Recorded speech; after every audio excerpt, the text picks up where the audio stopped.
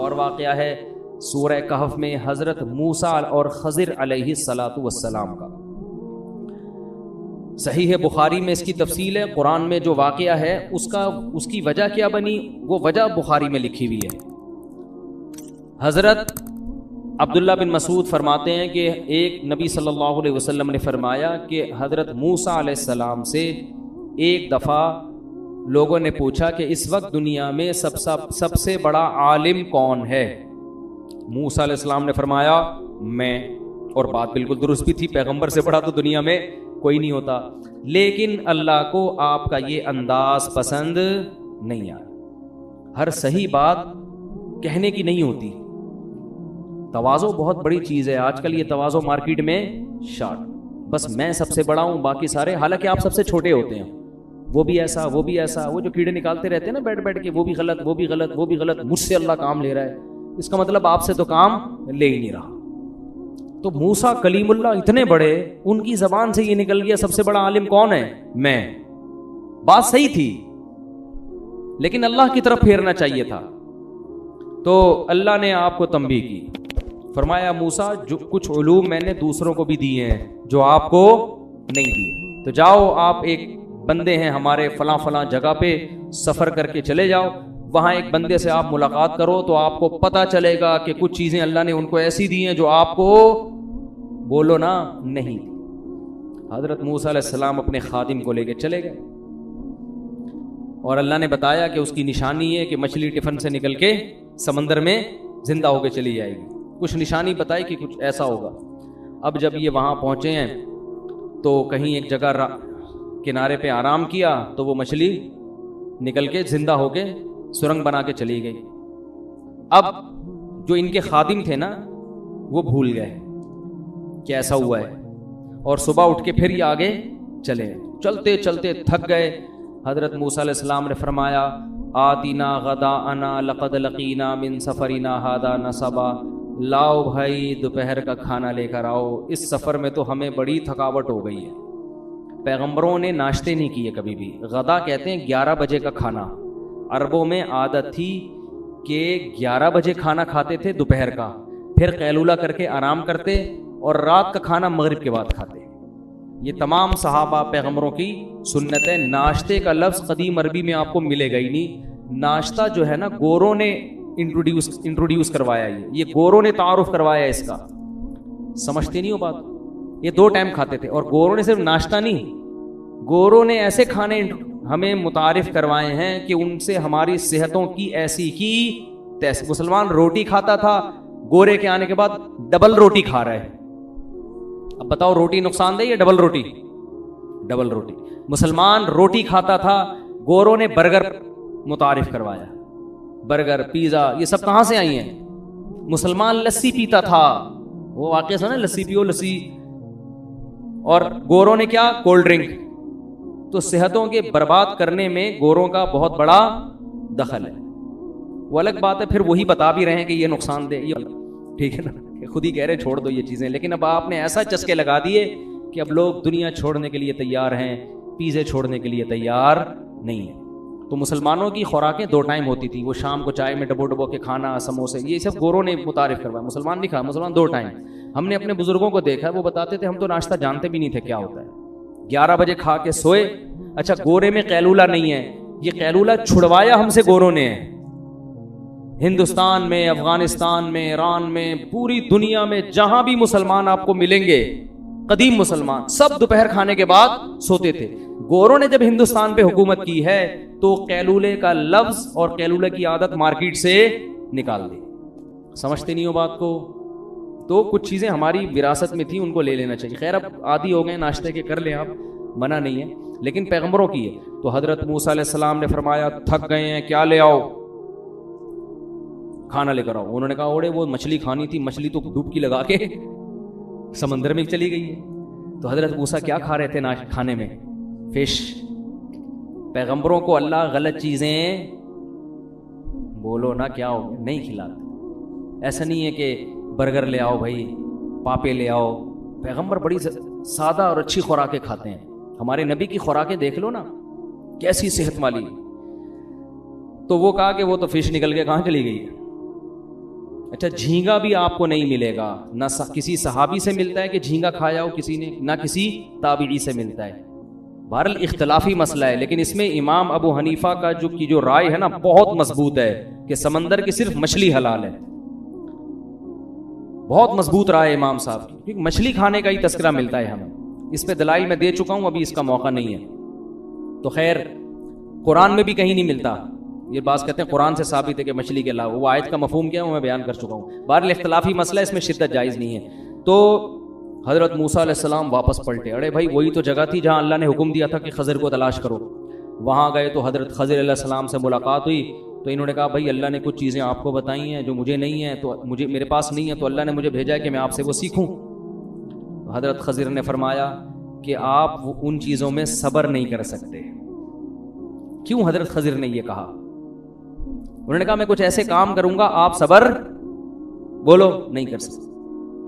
حضرت خضر کو پتا تھا یہ ان کے پاس شریعت کا علم ہے اور یہ کوئی بھی غلط کام دیکھ کر برداشت بولو نہیں کریں گے. اور ان کے لیے یہی ہے، جو علماء ہوتے ہیں، جو واعظین ہوتے ہیں، جو امت کے خیر خواہ ہوتے ہیں، وہ غلط کام دیکھ کر برداشت نہیں کرتے. تو آپ نہیں صبر کر سکتے. انہوں نے کہا ستجدنی انشاءاللہ صابرا، اللہ نے چاہا تو آپ مجھے صبر کرنے والا پاؤ گے. تو انہوں نے کہا ٹھیک ہے میرے ساتھ چلو، لیکن شرط یہ ہے کہ میرے کسی کام پہ آپ نے اعتراض نہیں کرنا، کیونکہ اللہ نے آپ کو میرے پاس بھیجا ہے نا، تو میں جو کچھ کروں گا اللہ کے حکم سے کروں گا، آپ نے اعتراض نہیں کرنا ہے. چلو بھائی چلتے ہیں سب.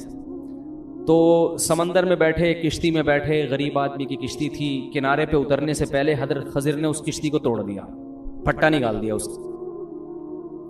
حضرت موسیٰ علیہ السلام نے فرمایا خرقتھا لتغرقھا، پبلک ساری ابھی ڈوب کے ہلاک ہو جاتی ہے، بڑی مشکل سے بچے ہیں.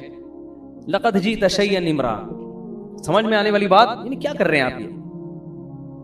حضرت خضر نے فرمایا کہ الم اقل انک لن تستطیع معی صبرا، میں نے کہا نہیں تھا کہ آپ صبر نہیں کر سکتے.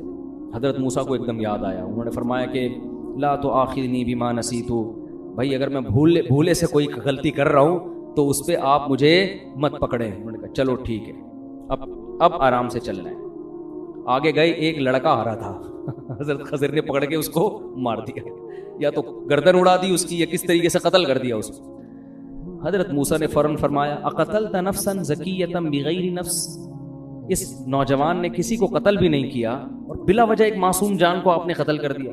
لقد جئت شیئا نکرا، یہ بھی کام اچھا نہیں ہے. حضرت خضر علیہ السلام نے فرمایا الم اقل لک انک لن تستطیع معی صبرا، میں نے تو پہلے ہی آپ کو بولا تھا کہ آپ میرے ساتھ صبر نہیں کر سکتے. حضرت موسیٰ نے اب خود اپنی سزا ان کو بتائی، کہا کہ ان سألتک عن شیء بعدها فلا تصاحبنی، بس اب میری سزا یہ ہے کہ اب میں نے اگر سوال کیا تو سزا یہ کہ آپ میرا راستہ جدا، یعنی مجھے اپنے آپ سے جدا کر دیں بس. اب آگے گئے ہیں حتی اذا اتیا اہل قریۃ استطعما، ایک بستی میں گئے مسافر بن کے. ان لوگوں سے بولا بھائی ہم مسافر ہیں، تھوڑا سا ہمارا انتظام کر لیں کوئی کھانے پینے کا. تو انہوں نے کہا نہیں، وہ بڑے کنجوس قسم کے لوگ، مسافروں کا خیال بھی نہیں کر رہے. تو حضرت خضر نے دیکھا بستی والوں کی ایک دیوار تھی، گرنے لگی تھی نا، نقصان ہو جاتا، تو انہوں نے اس کو سیدھا کر دیا. تو حضرت موسیٰ نے فرمایا ہم مسافر ہیں، ویسے ہی بھوک لگ رہی ہے، اور یہ کمبخت ایک نمبر کے کنجوس لوگ، تو اگر آپ نے ریپیئرنگ کا کام کرنا تھا لو شئت لاتخذت علیہ اجرا، تو ان سے کچھ پیسے ہی لے لیتے اس کے بدلے میں کہ بھائی میں دیوار ریپیئر کر کے دوں گا، لیکن کچھ ہمیں کیا دے دو، پیسے دے دو، تاکہ ہم کچھ کھا پی تو لیں، بھوک سے حالت ہماری خراب ہو رہی ہے. حضرت خضر نے فرمایا ھذا فراق بینی و بینک، اب میرا اور آپ کا راستہ کیا ہو گیا جدا. جب نبی صلی اللہ علیہ وسلم نے یہ واقعہ سنایا، بخاری میں حدیث ہے، آپ نے فرمایا کہ اللہ موسیٰ پہ رحم کرے، اگر صبر کر دیتے تو کچھ اور بھی چیزیں ہمارے سامنے آ جاتی اور کچھ واقعات آ جاتے. پھر حضرت خضر نے ان تینوں کی حکمتیں بیان کی کہ جو کشتی تھی یہ غریب آدمی کی ہے، جو سمندر میں بیچارے اجرت پہ مسافروں کو دائیں بائیں کرتے ہیں. آگے ایک بادشاہ ہے، وہ کشتی کو غصب کر لیتا ہے ظالم، تو وہ عیب دار کشتی کو غصب نہیں کرتا. تو میں نے یہ کشتی اس لیے توڑی ہے کہ وہ عیب دار دیکھ کر اس کشتی کو واپس کر دے گا. اور وہ جو لڑکا ہے، یہ لڑکا جب بڑا ہوتا تو اپنے والدین کا سخت نافرمان بنتا، جبکہ والدین ان کے نیک اور صالح ہیں، پرہیزگار ہیں. تو اللہ نے ارادہ کیا کہ اس بچے کو موت دے کر اس کے بدلے میں ان والدین کو دوسرا بچہ دیں، اور وہ بچہ ان کی آنکھوں کی ٹھنڈک بنے گا. ماں باپ تو سمجھ رہے ہیں ہمارا بچہ مر گیا، لیکن میں نے قتل اس لیے کیا اللہ کے حکم سے کہ اس کا نعم البدل اللہ ان کے اگر یہ زندہ رہے گا تو والدین کو بہت ستائے گا. اور رہا وہ جو بستی کا مسئلہ، دیوار کا، بستی میں اس دیوار کے نیچے خزانہ ہے، اور وہ خزانہ یتیم بچوں کا ہے، اور ان یتیم بچوں کا باپ بہت نیک آدمی. وَكَانَ أَبُوهُمَا صَالِحًا. ان کا باپ کیا ہے؟ وہ کیا ہے؟ وَأَمَّا الْجِدَارُ فَكَانَ لِغُلَامَيْنِ يَتِيمَيْنِ. 2 لڑکے ہیں یتیم، ان کا والد نیک آدمی ہے. تو اللہ نے مجھے حکم دیا ہے کہ بھئی یہ خزانہ گر گیا تو یہ کنجوس قوم جو ہمیں فری میں کھانا کھلانے کے لیے تیار نہیں ہے، یہ تو سارے خزانے لوٹ لے گی. تو اللہ یہ چاہتے ہیں فَأَرَادَ رَبُّكَ أَن يَبْلُغَا أَشُدَّهُمَا. رب یہ چاہتا ہے کہ یہ جوانی کی دہلیز پہ پہنچے، ان کو پھر اطلاع ملے اور یہ خود اپنا خزانہ نکالیں. اب یہ بچے ان کے خزانے پہ قبضہ ہو جائے گا. ذَلِكَ تَأْوِيلُ مَا لَمْ تَسْطِع عَلَيْهِ صَبْرًا. اے موسیٰ، یہ ان واقعات کی حکمت ہیں جن پر آپ صبر نہیں کر سکتے. اس واقعے سے اسباق کیا ملتے ہیں؟ اس سے پتہ چلتا ہے. اچھا دیکھو، حضرت خضر کے پاس نہ علم غیب تھا اور نہ کوئی طاقتیں. اللہ نے بتا دیا کہ ایسا کریں، اور اس میں حکمت یہ ہے. تو اس سے پتہ چلتا ہے. اور حضرت خضر کا مقام حضرت موسیٰ سے زیادہ نہیں ہے. سمجھتے ہو کہ نہیں سمجھتے؟ یہ ایسا ہی ہے جیسے اللہ بعض دفعہ فرشتوں سے کام لیتے ہیں تو بعض دفعہ انسانوں سے بھی کام لے لیتے ہیں. کام کرنے والا اللہ ہوتا ہے. فرشتے کی مثال ایسے ہوتی ہے جیسے کاتب کے ہاتھ میں قلم کاتب کی مرضی کے بغیر دائیں بائیں نہیں ہوتا، لہذا لکھنے کی نسبت قلم کی طرف نہیں ہوتی، رائٹر کی طرف ہوتی ہے. تو اسی طرح کہتے ہیں ان چیزوں کو کہتے ہیں تکوینی امور. اس کائنات کو جب اللہ چلاتے ہیں نا تو کچھ تکوینی امور ہوتے ہیں، کچھ ایسے کام ہوتے ہیں جن کا شریعت سے تعلق نہیں ہے بلکہ ان کا اللہ کی حکمت اور مصلحت سے تعلق. تو یہ کام اللہ فرشتوں سے بھی لیتے ہیں، ان کو اختیارات نہیں دیتے. اسی طرح بعض دفعہ اللہ بعض انسانوں سے بھی لیتے ہیں مگر اختیارات ان انسانوں کے پاس نہیں ہوتے، لہذا وہ کام ان انسانوں سے مانگنا جائز نہیں ہے. جیسے ہم فرشتوں سے نہیں مانگتے نا، کیونکہ ہمیں پتہ ہے بارش فرشتہ تھوڑی دے گا، بارش کون دے گا؟ اللہ. ہاں، وہ فرشتوں کے ذریعے دے دے. حضرت مریم کو جو بیٹا ملا اس میں جبریل کی قدرت نہیں ہے، قدرت کس کی ہے؟ اللہ کی. تو جبریل تو ایک ذریعہ بنے ہیں، اسی وجہ سے جبریل سے کبھی بھی اولاد نہیں مانگی جاتی. یہ شرک ہے. اب کوئی کہے جبریل آپ نے مریم کو شوہر کے بغیر بیٹا دے دیا تو مجھے بھی، میری تو بیوی بھی ہے، ہم دونوں صحت بھی ہیں، رپورٹیں بھی بالکل کلیئر آ رہی ہیں، سب کوئی بیماری بھی نہیں ہے، تو اے جبریل آپ ہمیں بیٹا دے دیں. تو یہ کیا ہو جائے گا؟ کفر، یہ شرک، کیونکہ جبریل کو بیٹا دینے کا اختیار نہیں ہے. تو اسی طرح خضر علیہ السلام کو بھی یہ اختیارات نہیں تھے بلکہ اللہ نے کسی خاص موقع پہ ان کو بتا دیا کہ یہ کام میں یہ حکمت ہے، آپ یہ کر دیں. تو اس لیے علماء کہتے ہیں کہ اللہ کی طرف سے ایسا نظام ہوتا ہے کہ غیب سے اللہ تعالیٰ لوگوں کے حالات بگاڑ بھی رہے ہوتے ہیں اور بنا بھی رہے ہوتے ہیں. تو اس میں ہمیں کیا سبق ملتا ہے کہ اللہ اپنی مخلوق سے غافل بولو نہیں. اب وہ دیکھو بچے کو مار کے چلے گئے اور ماں باپ تو رو رہے ہوں گے، ہائے ہمارا چھوٹا سا بچہ پتہ نہیں کیسے مر گیا، ہائے ہائے یہ ہو گیا. ان کو پتہ نہیں بھائی اللہ نے آپ کے لیے یہ بہت اچھا، یہ بہت ہو سکتا قتل بھی کر دیتے ہیں بچے بڑے ہو کر ماں باپ کو. اسی طرح وہ جو دیوار صحیح ہو گئی تو اب وہ لوگ تو سمجھ رہے ہیں قوم کے لوگ، یار ہم تو ایک نمبر کے کنجوس، مگر ہماری دیواریں پھر بھی فری میں کیا ہو رہی ہیں؟ صحیح ہو رہی ہیں. تو تمہیں نہیں پتا کہ یہ جو دیواریں صحیح ہو رہی ہیں اصل میں تم کمبختوں کے ظلم سے یتیموں کو بچایا جا رہا ہے. اور یہ بھی کہ یتیموں کے لیے صحیح ہو رہی ہیں، ہر ایک کے لیے نہیں، ان یتیموں کے لیے جن کے والد نیک آدمی. پتہ چلا آپ کے والدین اگر نیک ہیں یا آپ اگر نیک ہیں تو غیب سے اللہ کیسے آپ کے بچوں کے لیے انتظام کرتا ہے. نہیں آ رہی بات؟ کیسے غیب سے انتظامات ہوتے ہیں آپ کے لیے. تو تقوی للہیت اپنے اندر پیدا کرنی چاہیے. اللہ کسی کو بھی خضر بنا کے بھیج سکتا ہے، خضر کو نہ بھی بھیجے. خضر علیہ السلام تو انتقال ہو گیا، بہت سے کہتے ہیں زندہ ہیں، واللہ عالم.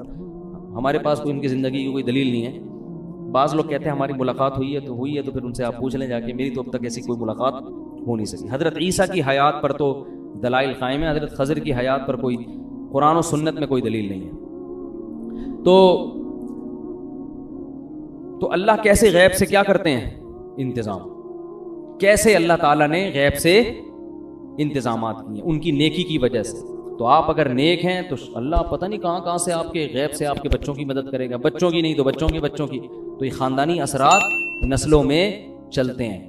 تو یہ ہمیں اسباق ملتے ہیں. وقت کافی زیادہ ہو گیا ہے اور اس میں اور بہت سارے حضرت ذوالقرنین کا واقعہ ہے، پھر وہ انشاءاللہ بعد میں. سبحانک اللہم و بحمدک نشہد ان لا الہ الا انت نستغفرک و نتوب الیک.